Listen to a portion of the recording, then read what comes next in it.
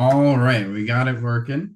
Happy New Year, everyone. Thank you, everyone, for attending this month's market update webinar for January 2026. We got lots of fun graphs to explain the year in 2025. We got lots of news with Venezuela. We got lots of interesting statistics around the market and performance data and stuff. So we'll just hop right into it. As always, we'll start with some disclosures. Silverstone Financial LLC is a registered investment advisor. Information presented is for educational purposes only. It does not intend to make an offer or solicitation for the sale or purchase of any specific securities, investments, or investment strategies. Investments involve risk and, unless otherwise stated, are not guaranteed. Please be sure to first consult with qualified financial advisor and or tax professional before implementing anything within the presentation. And of course, past performance is not a guarantee of future results.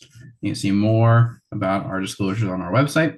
And throughout the webinar, feel free to use the Q&A button at the bottom to ask your questions.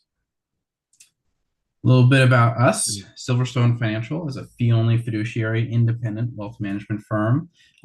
We provide comprehensive wealth management services, including financial planning, investment management, tax preparation, estate planning, and so on. You can learn more about us on our website. And then we have two presenters today. Myself, Jeremy Eppley. I'm a financial planner that specializes in inheritance optimization and gift and estate planning, tax planning, that kind of stuff. And my partner here, Gordon, is a financial planner, and he specializes in retirement planning and values-aligned investing.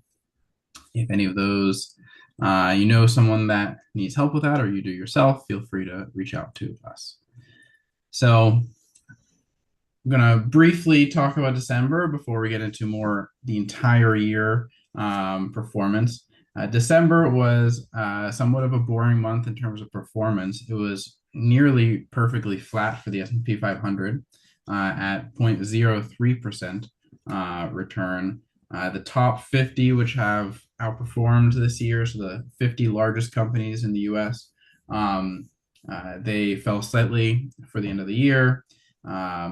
S&P GARP, that's growth at a reasonable price, one of our preferred ways of investing, has been lagging this year because all the big tech names with AI have been on a tear.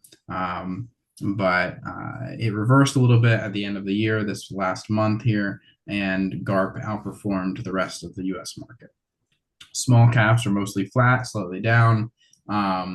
Global ex-US, these are stocks, companies that aren't US based, and they have been outperforming throughout the entire year, and they capped off the end of the year, beating everything else on the list here at 2.8%.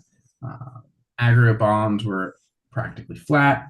Gold, another great performer this year, adding extra 2% before the 31st. And then crude oil, mostly flat. It's a volatile asset at negative 2% for a month is nothing too crazy. And then Bitcoin ended the year losing 4%. But talking full year numbers, so looking at what happened in 2025, the best performing asset that we're tracking, at least here, was gold at 64.4%. For those that have been loyal watchers of the webinar for 3 or so years now, you can remember back in the day when we were going through all the inflation, 2022, I believe, 2023, 2022. There was a lot of inflation. Usually inflation means gold prices go up, but gold didn't budge for a long time. And now that the US dollar weakened and inflation has kind of figured itself out, gold really took off this year. So it was really interesting to see that asset go up, 64%. That's closer to doubling than to, staying flat. So quite impressive. The second best performing asset class here was global ex-US stocks. So after the Trump administration took over, there was a lot of protectionism policies put into place that shook a lot of investors' confidence in the US. Of course, the US dollar also suffered from that, which affects all these kinds of prices. but there was a lot of fleeing away from the US to invest in foreign markets. And so we saw global ex-US companies of 31.3%, the best performing stocks. Quite impressive. Going back to the US, the best performing stocks were the largest names. So those 50 largest publicly traded companies, so the S&P top 50, see NVIDIA, Broadcom, Google, Eli Lilly, JP Morgan, Palantir, leading the pack there, seeing quite strong returns for the year. The S&P 500 more broadly, still comprised mostly of those very large companies since it's a market cap weighted index, which means the larger companies are more heavily weighted, up 17%. A great year in terms of performance. It beats the averages of, let's say, 8, 9, 10% over the past 100 or so years, depending on how you sample. S&P GARP, which is a preferred way of investing a lot of our clients' money, came just shy of 10%. It suffered mostly because a lot of the top tech names that are very growth forward, but growth not at a reasonable price, growth at any cost, was the premier way of getting returns this year. Small caps also suffered. That's another reason why GARP was a little bit weaker this year. GARP is more skewed to some of the smaller companies that are publicly traded. Small caps up only 5.5%, but still not a terrible year for small caps. Bonds, aggregate bonds, this is total return. So the appreciation of the bonds and also the interest dividends that are paid off of them, up 7.1%, a strong year for bonds. Matching some equity returns for some years. We've been definitely investing more of our clients' money in some bonds, some high yield bonds, bond ladders and such as we get into we call scarier territory, more expensive territory for equities, which we'll talk more about later in the presentation. Crude oil down 20% for the year. Lots of reasons for that happening. It might continue depending on one of our top news story later on about Venezuela. And then Bitcoin mostly flat, down 6%. So lots of happening this year. Do you have any point outs that you want to make, Gordon, on this map? Yeah, I find it when I'm looking at this, Google, of course, jumps right out, 67% to round it off gain this year. And, I didn't realize that Google made their own chips until recently. They don't just buy off-the-shelf chips, and their AI tools have been coming on with some really good performance metrics. So, it's a communication services company because most of their revenue is currently from ad. Google and Meta control a huge percentage of the total advertising in the whole country. But I wonder if at some point Google might be a tech company with these chips and the AI portion really take off. Similarly, Amazon over there, it's considered an internet company. I'm sorry, a retail company, but Amazon Web Services and their own AI, maybe they'll move over to the tech. I don't think S&P moves companies from one sector to the other very often. They have to kind of be well established. They don't, have some kind of as soon as you tip over 50% or something, then they want to feel like it's going to stay in that category. But when we think about technology and when you read about the tech sector or you see, oh, my allocation to tech is 25% or whatever, there's some real tech companies that are not in that bucket over there. in the top left where you've got Microsoft, Oracle, etc. Yeah, it's sorted by the 11 sectors, industries here: technology, consumer, cyclical, communication services. And a lot of times we use technology as a big bucket. I think to switch them, it takes actually regulatory filings. Oh, I think they're self-declared rather than determined by an index provider. They might reorient their own selves by the index providers, but it is uh, I think it is determined based on where the revenue comes from and how they're declared when the IPO, and switching it might be difficult, but I don't know. It hmm. might be interesting to see as it switches Yeah, up. maybe I'll look into that. I'm a big fan of Google as a company, at least as an Hmm. investment, and they've done quite well this year. We have some clients with very large Google positions that were quite happy this year. Hmm. So, for those of you that have seen, one of my favorite charts that I show each month is the average monthly S&P 500 index returns by month.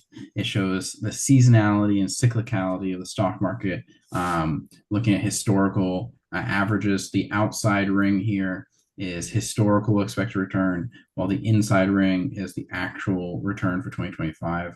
And you can see that it didn't follow historical trends very much. March, April being one of the best months historically. Of course, this is when the Trump administration took control, did all the tariffs, scared the markets. So obviously, that was enough of a different event to break any kind of historical averages.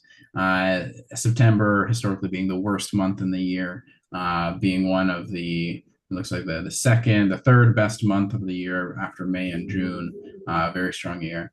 And December being historically the best month of the year, having the first time that I've been tracking this nearly flat, 0.03%, but when you round, it comes up to 0.00.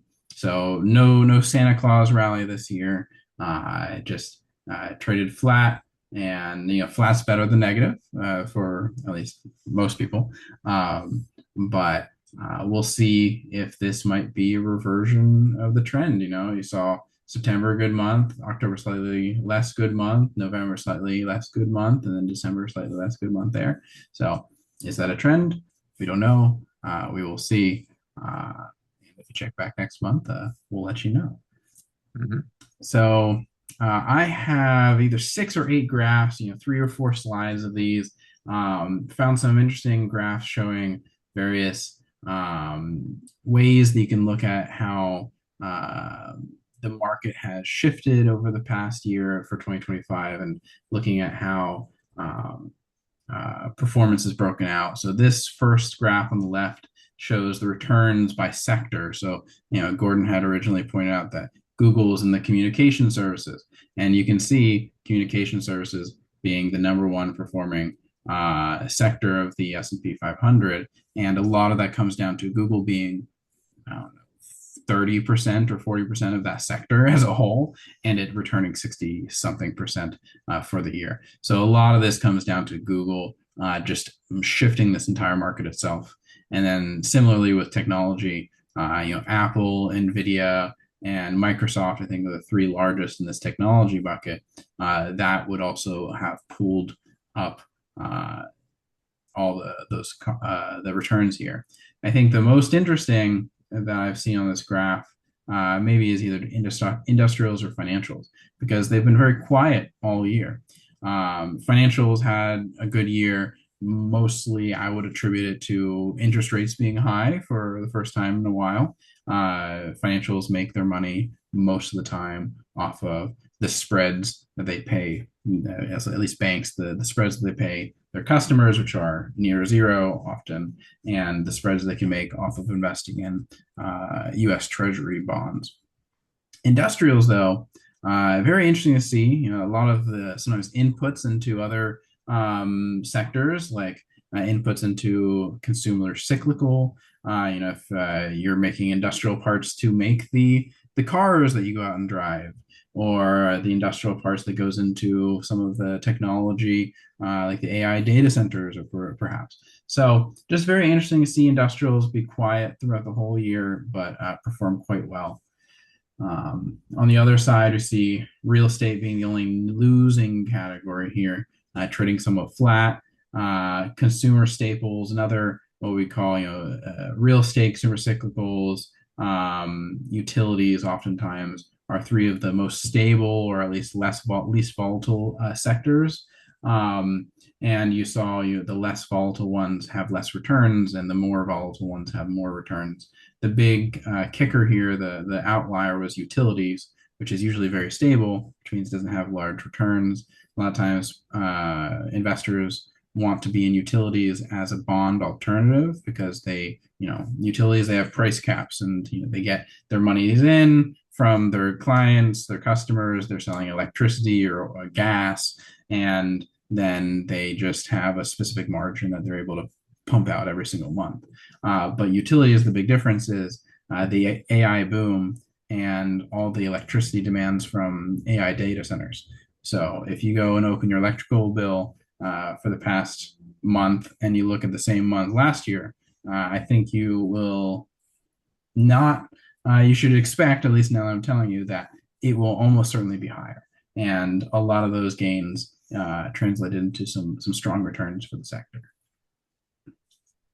Yeah, interesting. Healthcare earlier in the year was near the bottom, kind of rallied the last couple of months to come in pretty, not too far behind the index as a whole. I would expect utilities to continue to do well as this energy demand, is probably going to be with us for a while. Yeah. I think this next graph was your valuations versus allocations graph. Yeah, I was really interested when I saw this. This is something I don't see very often. Um, U.S. households holding of equities as a percentage of their total financial assets. So the in the last big bubble we had, the dot-com era, you see around 1999, that number peaked at around 38%. The blue line, yep. And now it's about 45, 44%, something like that. Um, the exact number isn't so important. It's just the observation is, to me, is that if we have a decline coming up, then in stocks, then more it would, even if the percentage drop is similar, the hurt would be greater because more households involved in stocks and more with a higher percentage of their assets. So just I thought this was an interesting trend, something to keep an eye on. We're and when you have so many households putting so much of their money in stocks, that explains why prices are driven higher. So on the next slide, before I switch over, try to remember what this slide looks like, or this chart that Gordon went over looks like. And I think it'll be really interesting to see how similar this next chart looks, even though it tells totally different data. So if you're looking for this chart and we go over to the next slide, we see this chart, which is the Shiller PE ratio. And it shows the valuation using 10 years of inflation adjusted returns compared to the price levels of the market. So a lot of times people that aren't financial professionals, they look at the market and it's just a number on the screen. It doesn't tell you actually if the market's overvalued or undervalued or however you want to determine that.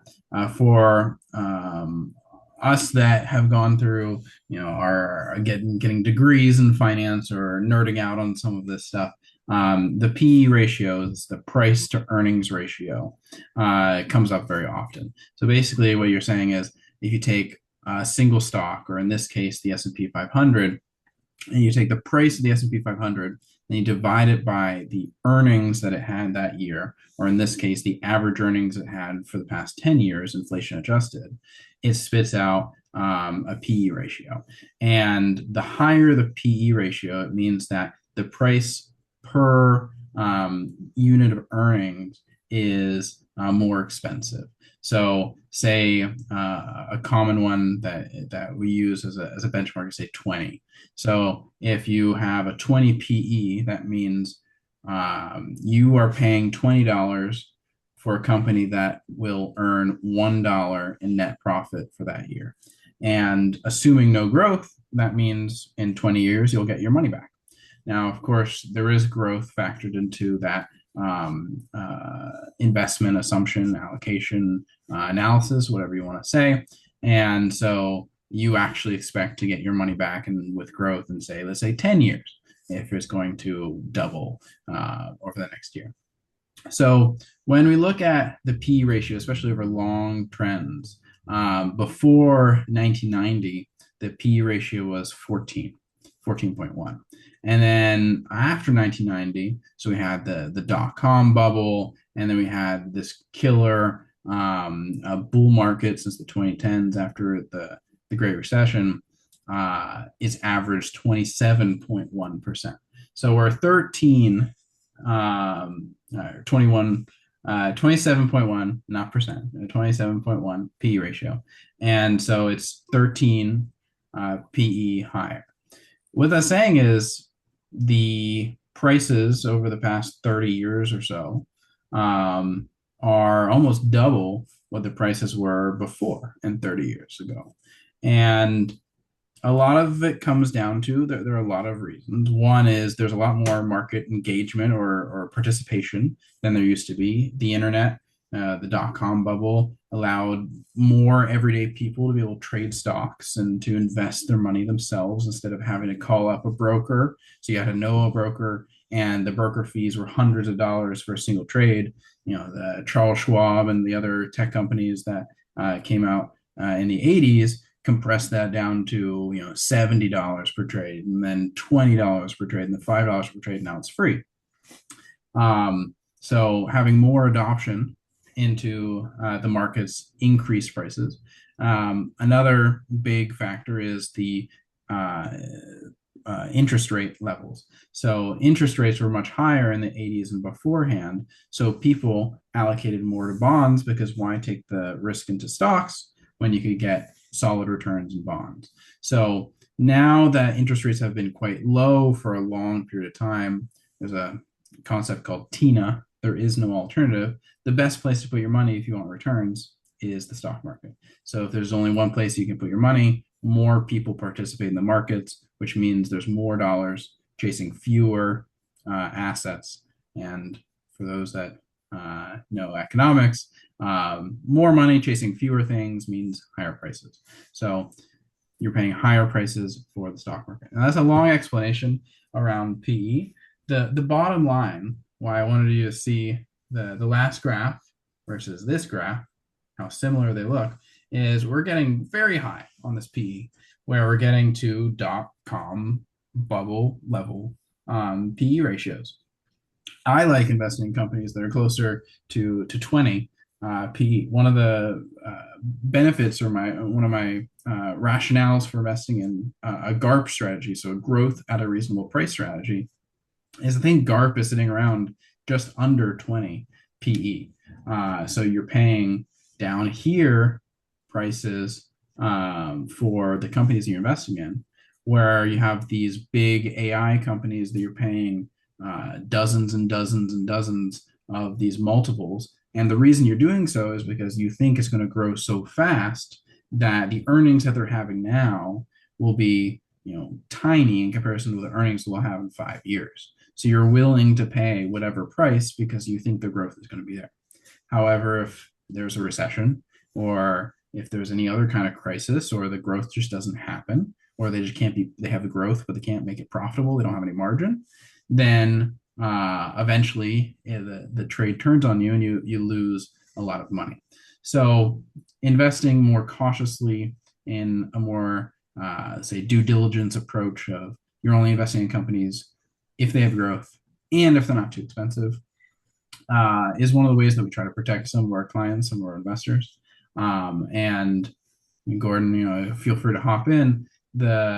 These levels are starting to get to points where it kind of concerns me a little bit. And of course, prices can continue to rise. I'm not saying there's going to be a crash tomorrow, but it is concerning when the graph is looking awful like a lot like what happened in 2000, 2001. Well, the other thing that when you think about what companies have these high PEs, they're mostly companies that are already giant, Yeah. in terms of their revenues. Tesla is probably the prime example. I know we talk about them a lot because they're such a crazy outlier. I looked at their PE this earlier today, and it was at 300. Um, so, you know, and they're already, in order to justify that PE, in other words, in order to grow their revenue at a rate that would, where it would be comparable to other companies, they'd have to take over the entire auto industry and more. Yeah. It's 11 times the average. So Right. it has to, Tesla already being massive, 11 times whatever it's at right now, it'd be like a $25 billion or trillion Trillion. company or something. Yes. Uh, it's just, those are the kinds of outliers that we can be concerned about. Um, and Hmm. we try to avoid by doing our direct indexed approach where we can exclude some of these high flyers that don't make logical sense to us. Um, yeah, It's called the law of large numbers, where, the growth rate uh, can be sustained until it becomes such a large portion of the whole that the limiting factor becomes the size of the whole pie. And yeah, so that's the law of large numbers when it comes to investing. we'll see what ends up happening. A lot of Tesla was just the example we had, but like Nvidia had these huge growths. All the ones that are AI adjacent. I think one of the outliers in the other direction was Google, where Google for a long time had lower PE ratio, still higher than average, but lower PE ratio than the rest of its cohort of Apple, Amazon, Microsoft, Facebook, was because there was a lot of fear around antitrust and such, where they had other risks that drew down on their price and Hmm. it limited their price to earnings ratio from going too crazy. But when the AI boom came around and Google was in a good position for that, it was a very attractive investment. It increased, but it hasn't increased to a point where it doesn't make sense. Whereas there are some other companies, if the growth keeps coming, that's great. But if the growth doesn't come and it gets to the limiting factors of just the industry can't get larger, um, uh, it could be reasoned for a crash. And if one or two companies crash, it's not a big deal, except a lot of our indices and a lot of our stock funds and such are what are called market cap weighted indexes. So the larger companies get larger weights. And when the largest companies are the most expensive and they are the largest portion, I think it's 30-40% of the S&P is controlled by 20 stocks or something, and they're all AI stocks and they're all heavily integrated with each other. If there's a crash, everything crashes, even if um, even if the say 90% of the stock market is fine, but because of how people are invested, it could be very problematic. Yeah. We don't want to be too doom and gloomy, so maybe we should move on. We could keep talking about this for the whole hour and a half. Um, for stock market return, just an interesting graph. I don't want this to be the end all and be all, but this is a really interesting graph I saw all years and then all years excluding 2002, 2008, where it said non-election years had the best returns. A lot of the times when there isn't volatility or fear around specific changes in governance. I've said it before in past webinars. Usually, the best performing years are when the presidency and the Congress are split, so nothing happens. Business really likes the status quo, so they can make investments and make decisions without having to assume what lawmakers are going to do, which lawmakers are very hard to predict sometimes. I think we've seen that in the past year as a good example. So non-election years outperforming, presidential election years doing fine, and the worst years are midterm election years. So that's another data point. It doesn't mean it's going to happen, but it's another data point that could say that 2026 might be a tough year for the stock market since it will be a midterm election year. It's really interesting to me. I feel like investor psychology may play a big part in that. When it's the midterms, we know the president we have, but we're not hopeful, and their flaws have been exposed or whatever. People get tired of seeing the same person on TV for too long, no matter who they are or what party. And then you get past that midterm, and then there's hope for change. And people start to, think, oh, maybe things could get better. I don't know. That's my intuitive sense of it. But I love this graph because it's really a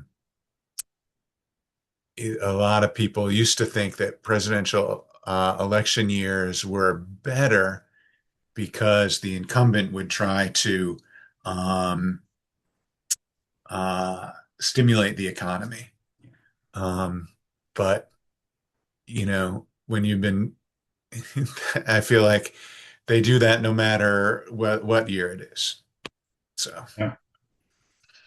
It'll be interesting to see. It's an yeah. extra data point to think about. And yeah, I agree. I'm sure a lot of investor psychology where everything ebbs and flows and, 1 year, just based on, we have, these are 4 years. We have presidential cycle, non-midterm, midterm, non-midterm presidential cycle. And, 1 year can be gangbusters. And then the next year it has to pull back because the first year was gangbusters, and then it pulled back too much, so there's another year with gangbusters, and it goes back and forth. And it could actually just be random chance. This could be correlation, not causation, where it's just the first year that happened was a presidential election year, and then that cycle is somewhat going. Possible to think about. hmm All right, these are the last two graphs we have here.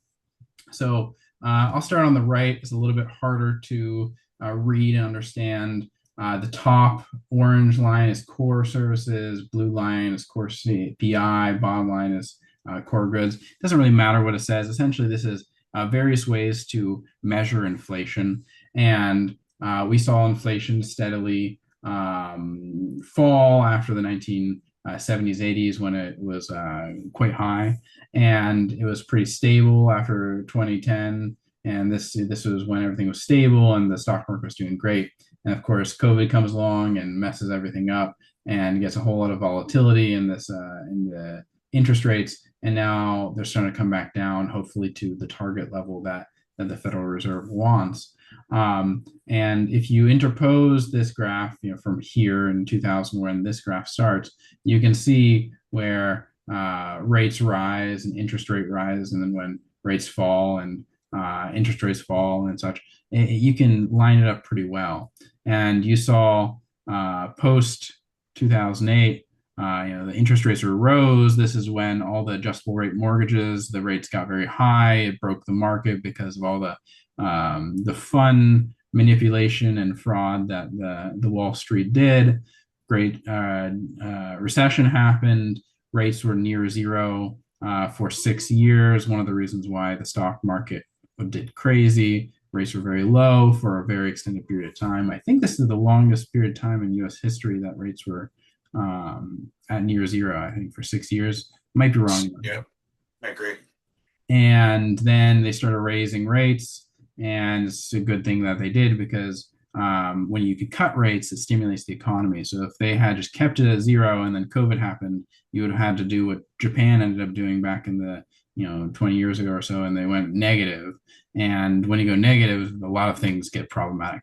But if there's only one way you can go and you're already at zero, there's not much you can do. So you raise rates, COVID happens, they cut rates, and then inflation. There's too much stimulus, too many stimulus checks, too much rate cutting, quantitative easing, and inflation comes with also the inflation associated with all the supply chain issues. So they raise rates very, very quickly to try to combat this big inflation spike, and inflation has come down since then.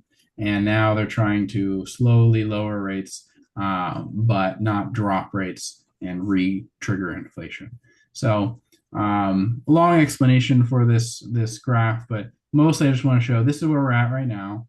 3.5 at altruist with our clients, they get 3.2%. If you get some money markets or you hold some treasury bills, you might get closer to that 3.5%. If you're at a bank, you might get 3%. If it's a high yield savings, if you're at Chase or Bank of America, you'll get zero. But you'll see rates likely continue to fall slowly if the stock market continues on the trajectory that it's in, the economy continues on the trajectory it's in.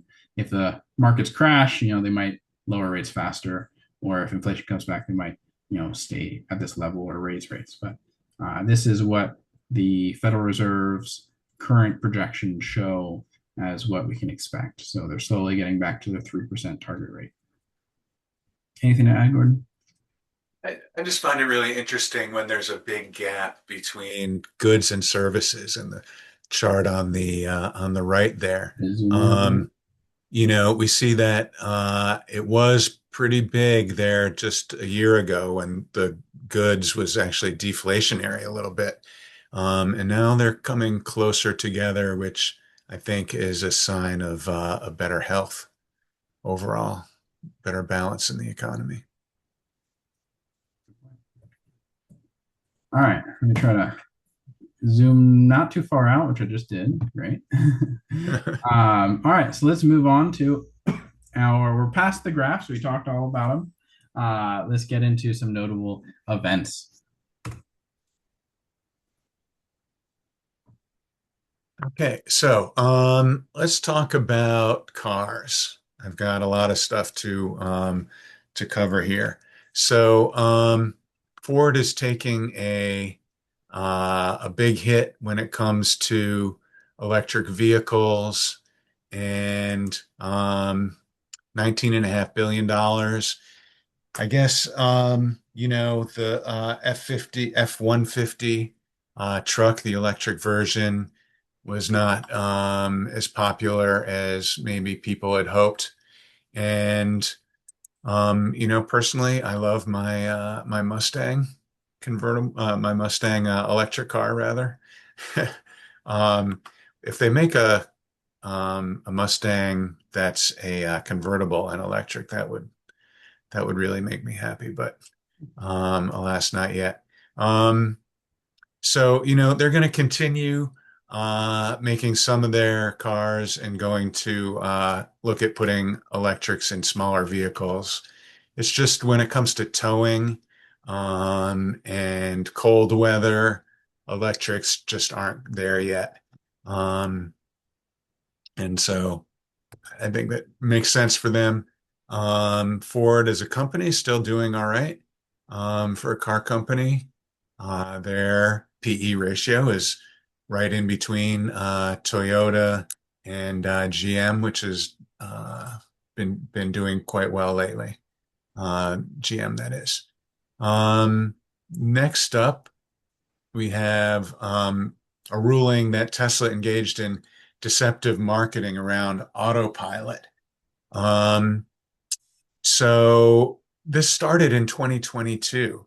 There were some complaints, and Tesla spokespeople have said, well, there hasn't been any customer complaint.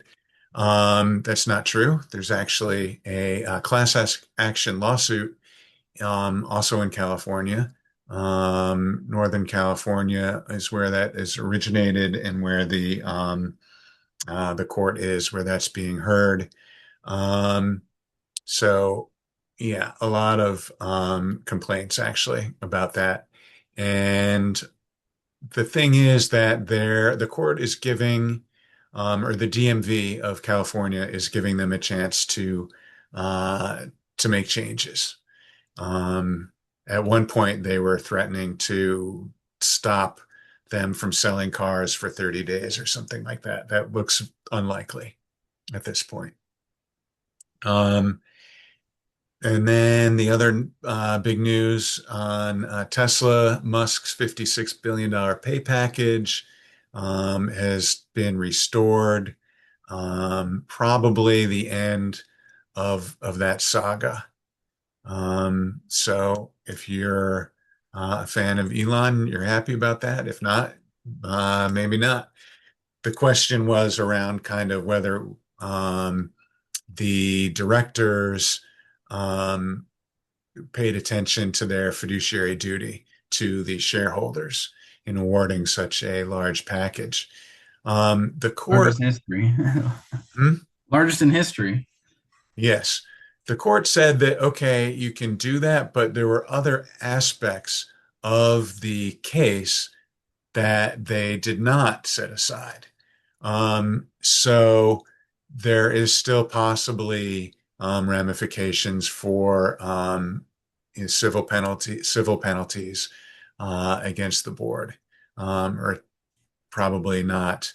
Um, or potentially for just the way it was organized and things like that. But the pay package is going to go through, and then uh, that's kind of the headline grabbing thing. But as often happens with these big giant corporate lawsuits, there's there are many dimensions to it, and so other parts of it are still yet to be decided.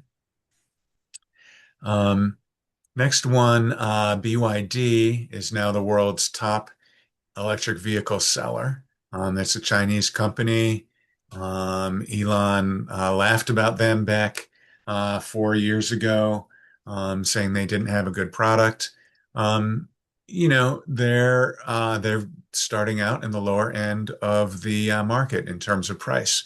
That's the playbook for car manufacturers normally is, you learn how to make cars well and reliably at a lower price point where buyers are more forgiving. And as you build market share, you move up the food chain to more expensive cars with higher profit margins.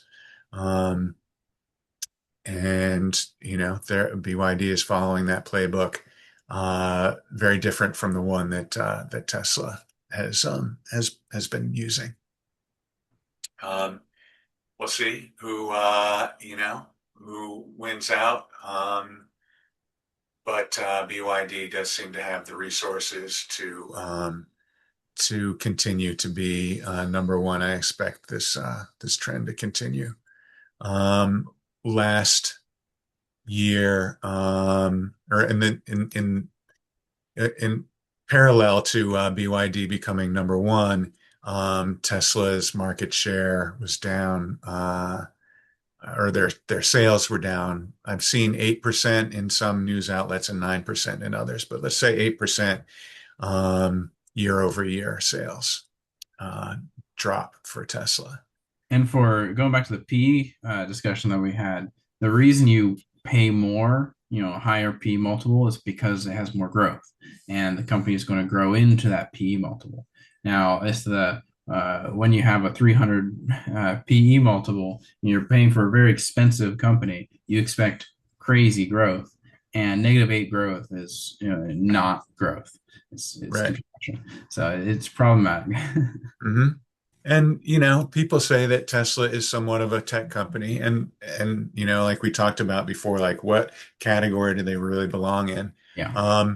They do have their autonomous driving that the company may try to license to other manufacturers or something like that.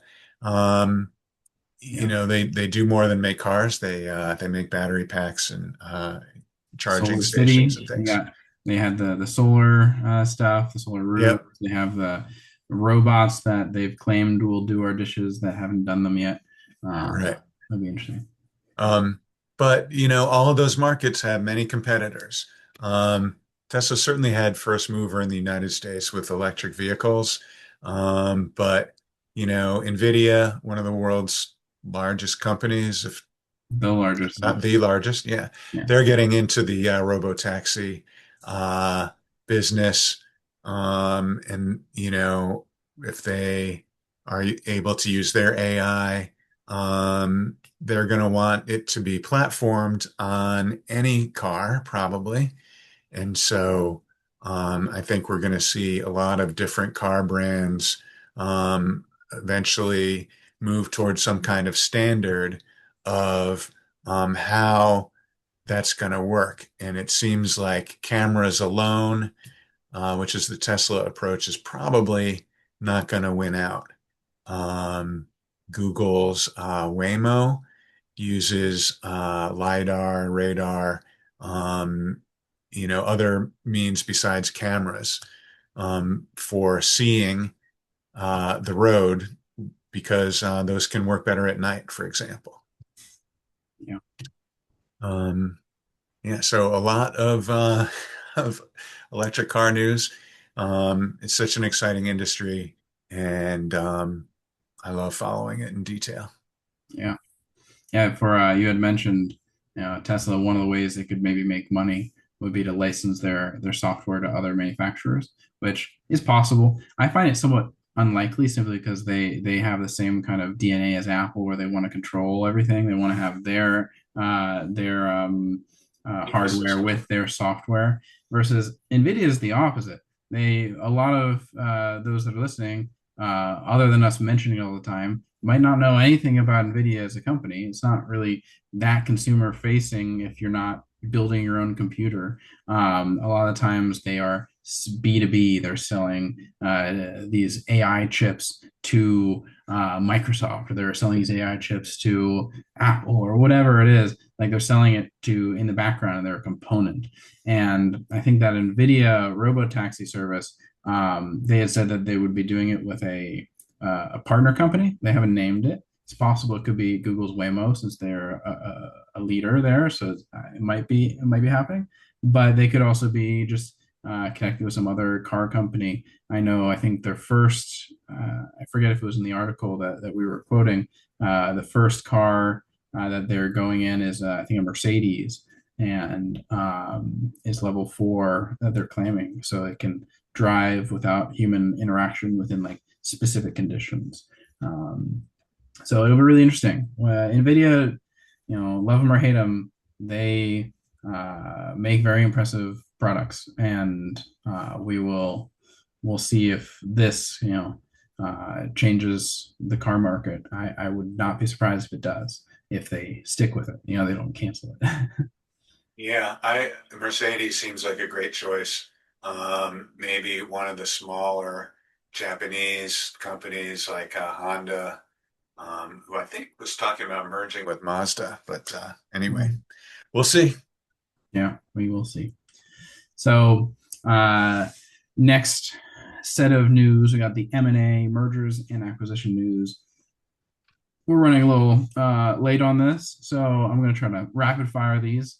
It's not in my nature to talk little, but I'll try my best here. So, Warner Bros. Rejects Paramount's bid. We talked about Netflix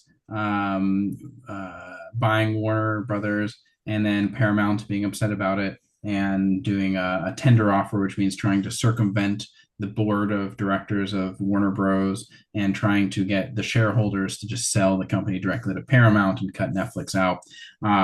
It's been in a lot of news headlines, especially for those of us that follow business headlines. If you're on CNBC, it's every day. You can hear something about the Paramount, Netflix, Warner, fight.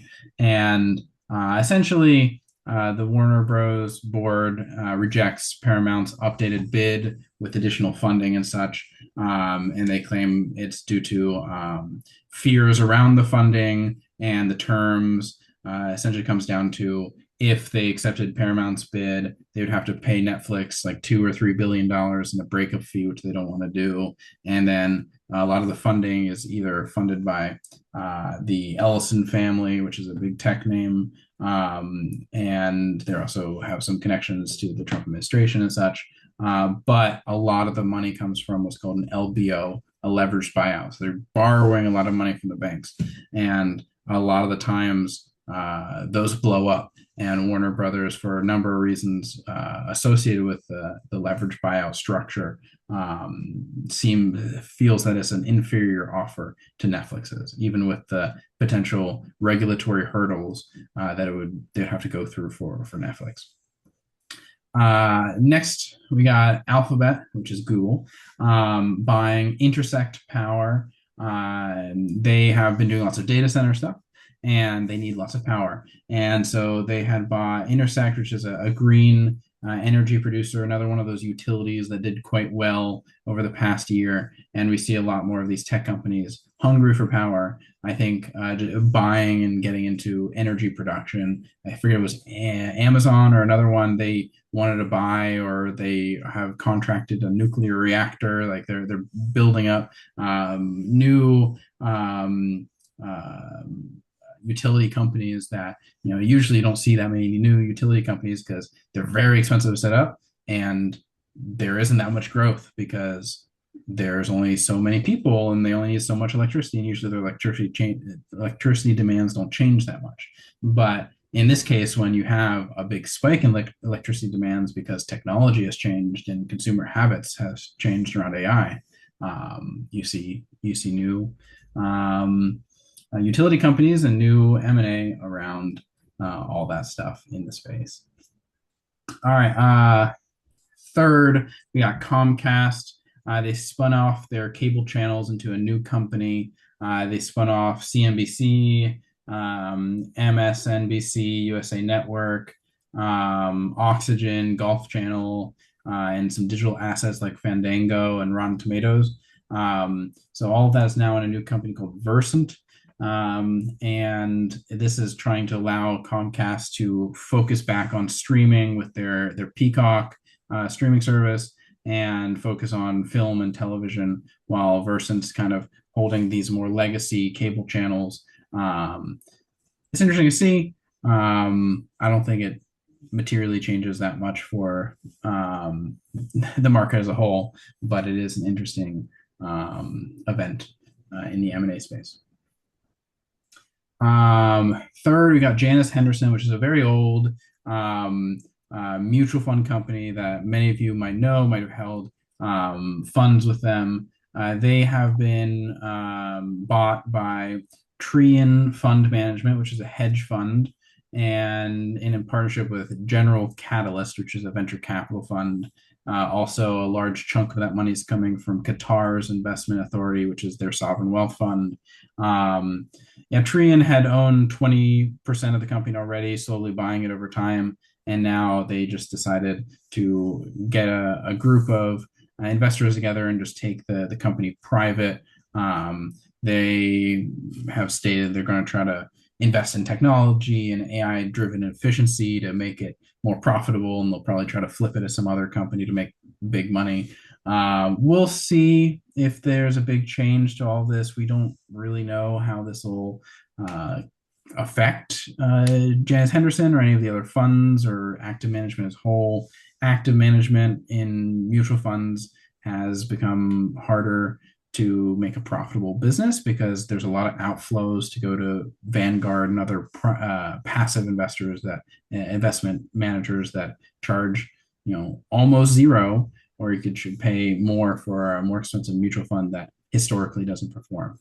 So we've been seeing a lot of these more legacy mutual fund companies that are active management companies get bought and sold and merged and such, and we'll see how that affects everything. All right, third and last one for this slide here is Schwab to shutter its hybrid robo service offering.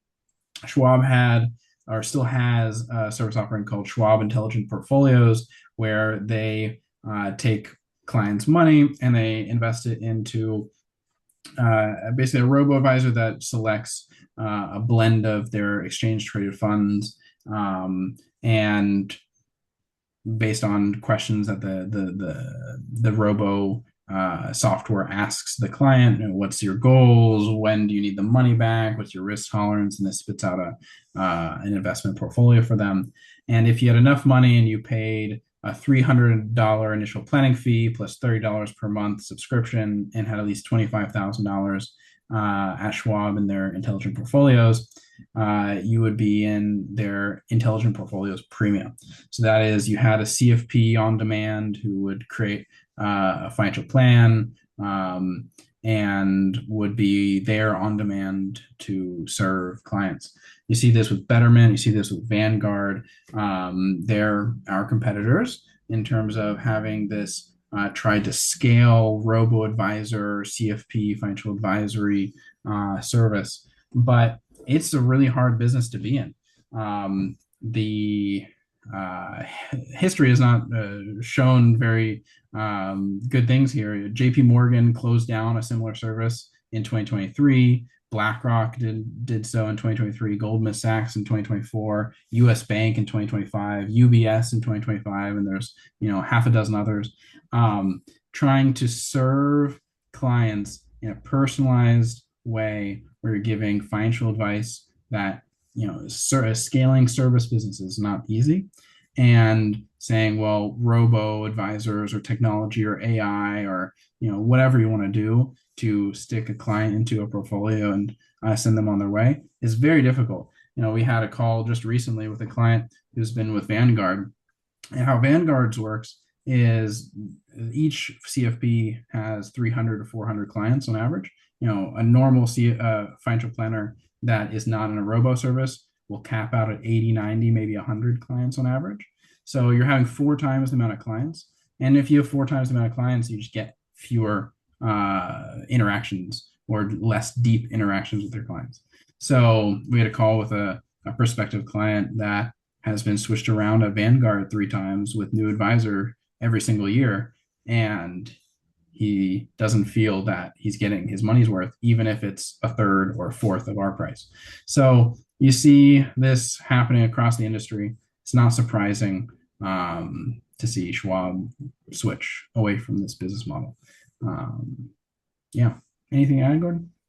It must be hard for them to keep CFPs in those job positions. I'm sure it's like working in an emergency room or something. There just aren't enough beds. There aren't enough hours in the day to give thorough service to that many families. Yeah. And CFPs, from a business standpoint, and these large corporations trying to do it, CFPs are like on the same level of price as an attorney or an accountant, a CPA, any of these. These are expensive professionals that can cost 6 figures very easily to pay their salary and their bonuses and such. And if you're racing to the bottom to try to make this as scalable as possible, which is great for consumers, but the only way to make that work is to try to squeeze as much labor as possible out of these CFPs, which is why it's hard to retain the CFPs, and why, and the prospective client example I used, he's been tossed around so many times because the CFPs leave. They would rather have a better work-life balance with deeper connections with their clients rather than being on call for someone that you might have met once, ask very detailed questions about how they should be advised. Interesting. I wonder if they also thought it would be like a loss leader where people would then graduate to a higher level of service, like in the case of the JP Morgan or the Goldman Sachs, where people would, they get their feet wet and then they get some equity event or something and then they move up. But clearly that was not happening at a high enough rate to justify any losses they have in that entry level service. Yeah, I think it happens pretty often with financial advisors since we work usually with more affluent people. So those happen more often than on average. But when you start working on what's called just the masses, where an average American has, I think, can't bring up $1,000 or $2,000 for an emergency or whatever the classic quote is. Most of those people aren't selling a business and now having $2 or $3 million for Goldman Sachs or JP Morgan to advise on. So yeah, they probably weren't seeing the ROI if it was trying to be a loss leader. I think honestly it came down to they just thought it would be easier than it was. And if they can scale it, if you can get 10,000 people and you can charge them a little bit each, it works. The math works. But getting 10,000 people and then servicing 10,000 people is not easy. All right. We'll try to jump through this real quick. We had mentioned Japanese rates and such, how they were negative. Japan, if you see right here in this top right corner, you see Japan's inflation rate, which was in this red, and then their interest rates had been near zero since the recession, and then went negative in 2016 to combat this negative inflation section. And then when you're already negative, you can't do much when inflation drops back down again. This was COVID, inflation drops, and they're in a really, Japan had a really weak economy at this point where they couldn't stimulate it. But because they're an international, they have a lot of trade internationally, they in some ways what's called imported inflation from China and from the US and from Europe and such. So their inflation came up because of COVID. And they usually want inflation around 2%. That's a lot of the times what Bank of Japan, the European Central Bank, Bank of London, and the Federal Reserve, they're usually targeting around 2% inflation. That's a good level of inflation. Having negative inflation is problematic. Having 4 or 5 or 6% inflation can be problematic for an economy. So they got back up to 2%, and they finally had some breathing room to raise rates to not negative levels. If you remember last year, we talked about everything crashing all of a sudden, and I had mentioned what's called the carry trade. So people in the US would go and they would borrow money for negative rates in Japan and then invest the money back in the US. And that's great when you're getting free money. You can just invest it and make more free money. And, hedge funds love doing that. But eventually that breaks and Japan switched. And then immediately everyone had to cover their positions. They had to sell the US stocks and give the money back to the Japanese banks, or they would lose a lot of money. And when that happened, it was a flash crash we talked about last year.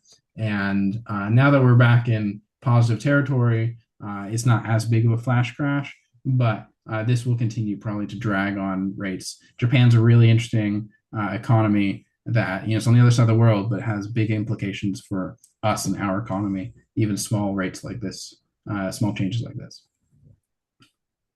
Anything I, Gordon? Yeah, I mean, Japan is such an interesting case. They don't like any immigration. Their population is shrinking, and yet they're still the third largest economy in the world. Very focused on doing well the things that they do. Really fascinating. I find yeah, I find it very interesting. Next one up we have is wage garnishment for defaulted student loan borrowers. So the Trump administration is saying, we're out of patience. If people aren't paying and they have a job, we're going to start taking a percentage of their pay. And, there's a tremendous number of people. 42 million Americans have student loans. The outstanding debt is 1.6 trillion, and more than 5 million of those 42 million borrowers are currently in default. So, it's going to be hard to get that money. And it's also, potentially going to certainly reduce consumption by families that are impacted. They'll have less money to spend on goods and services. Could be more of a disinflationary, or if it gets too bad, a recessionary kind of pull things in the opposite direction as some of the other uh, inflation, potentially inflation causing things we've talked about recently. Yeah. You got the student loan forgiveness? Yeah, and so the last thing there, um, so it's we had these government programs and some different states, or there's loan forgiveness. It's not just federal, although the lion's share of what's been done in the past has been federal. And so now they're saying, well, if you had a $10,000 loan and you have that debt forgiven, that's $10,000 of income. And so the IRS is now going to take their 12 to 32% of, depending on what bracket you're in, or higher. Hopefully, if you're in the top tax bracket, you've paid off your student loans already, didn't need forgiveness, but they'll take a tax bite out of that. Different states have different laws on that, but generally, I don't believe it's taxable at the state level. I think the biggest impact is for those that are like doctors or such. A common financial planning Mm, tactic for doctors is you want to minimize your student loan payment because you'll never be able to pay it off. And so you pay for 20 years and you get public student loan forgiveness through basically your hospital. And if you start out with 200 or $300,000 of student loan debt out of whatever medical school, and you pay minimum payments for 20 years, it can be in the 800,000 range of, it just grew and your financial planning strategy was student loan forgiveness. Well, now in 1 year, whenever it gets forgiven on the 20th year, they will have $800,000 of income. So not only do they have to pay for 20 years, they also have to come up with whatever the taxes are on right. $20,000 of income.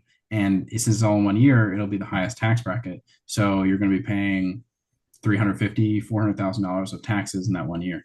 So not saying it's not inherently, like, not trying to take a position on it, because student loan forgiveness is a benefit, and in some ways, based on how the IRS likes to tax all benefits, most times it makes sense for them to taxes. But from a financial planning standpoint, it makes student loan forgiveness as a strategy not make a lot of sense. Usually it's okay, you just pay it off because the tax hit's going to nullify any benefit um, of forgiveness.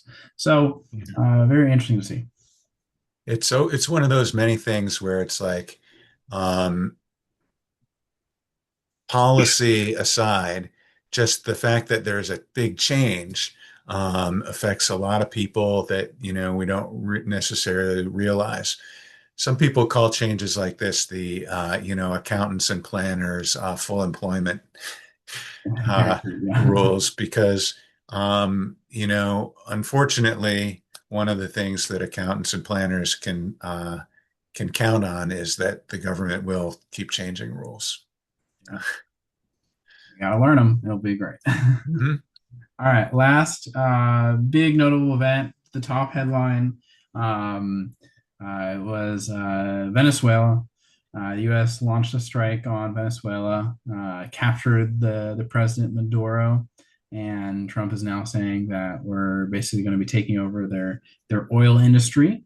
Whether or not we're going to be taking over their government and/or country is still to be determined, but the oil is very much on the table, it seems. Some background. I assume all of you have heard about it, know most about it. But on January 3rd, middle of the night, operatives went in and captured President Nicolas Maduro. Then the new acting president, Delcy Rodriguez, took control of the country, but is somewhat still beholden to what the U.S. is saying and demanding. The White House has announced that they have plans to transfer roughly 30 to 50 million barrels of Venezuelan crude to American buyers. The justification is to one, that Venezuela had nationalized or seized U.S. oil assets back many years ago. And this is compensation, and it's to help stabilize oil demand and supply in the US. Gas prices are lower than they have been in a long time, so this could continue to push on gas prices even lower. But it also has an interesting other effect. I had seen an interesting interview. It was unnamed executive either at Chevron or ExxonMobil, and they said, the president or the administration didn't tell us this was going to happen, which makes sense, but they just assumed that they would want to take over these oil fields and such. And it seems there isn't that much appetite for the US industry to go and invest billions of dollars into Venezuela for a few reasons. One is oil prices are really low, so it would take a long time to get their return on investment there. Supply is really high, so they don't really need that much more oil to meet the demand. And there's a lot of geopolitical uncertainty, and there's history of Venezuela seizing U.S. oil assets. So why invest billions of dollars to fix up Venezuelans' very poorly managed oil industry for it to then be seized by some revolution or re-empowered government? So it seems initial reactions, Chevron, which is the only company in the US, I believe, that currently, before this operation, had drilling operations in Venezuela. They want to expand their drilling. ConocoPhillips, another big oil company, is currently wait and see. They'll see if how the geopolitical events expand, and it seems that ExxonMobil has it seems to be the least likely to have desire to drill into Venezuela. We'll see what happens. I'm sure we might at least mention it again next month because I'm sure there'll be more developments. Maybe we'll own Greenland by then, and there'll be lots to talk about. Ah, God. It seems like it would be a dangerous assignment to go and work in Venezuela in under these conditions. Um, as an engineer, geologist, you know, chemi or whatever. Um, but yeah, it's amazing. It's hard. Well, oil companies are always, and like a lot of companies, they want to hedge their bets, right? They want to be successful no matter which way the political winds blow. And it's hard to imagine that uh, this that this would be sustained if there's a Democrat in the White House, after the next election. So, yeah, that's another part of why Exxon and is certainly hesitant. Yeah, they put a lot of, even if Venezuela doesn't change, if there's a Democrat that gets presidency and for whatever reason wants to try to reverse course, and they've invested billions of dollars to fix up a lot of the oil wells and such, and they just give it back and cancel contracts and such, or don't provide protection or whatever is needed to make it a profitable endeavor. Um, it'll be interesting to see which companies are the most ambitious here for Mhm. growth. Um, but I guess unless you have anything else, Gordon, I think it's a good place to leave off. We had a Q&A about inflation expectations and such, and we had covered that previously in the presentation. So we'll just leave off with the good knowledge that is often easily applied to lots of situations.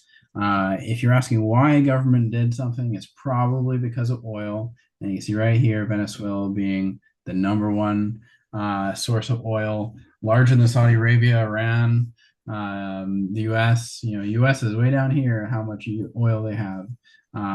So Well, I mean, it's interesting. Venezuela wasn't the biggest until more recently because they're not tapping their oil as fast as Iran, Saudi Arabia, or These are UAE, the proven oil reserves, so it's right? proven that they have it, not necessarily what their production is. I think Venezuela is Exactly. the 20, the 20th largest, and the US is the largest. So how much oil they have in the ground is not nearly as important as how much oil they can get out of the ground. Uh, yeah, We're number one in production. yeah, yeah, mostly because of fracking. Shale. Yeah. Yeah. All right. Well, thank you everyone for this special edition with the year in review recap of 2025. Hopefully, everyone had a good holiday season, and we hope that you'll have a great 2026.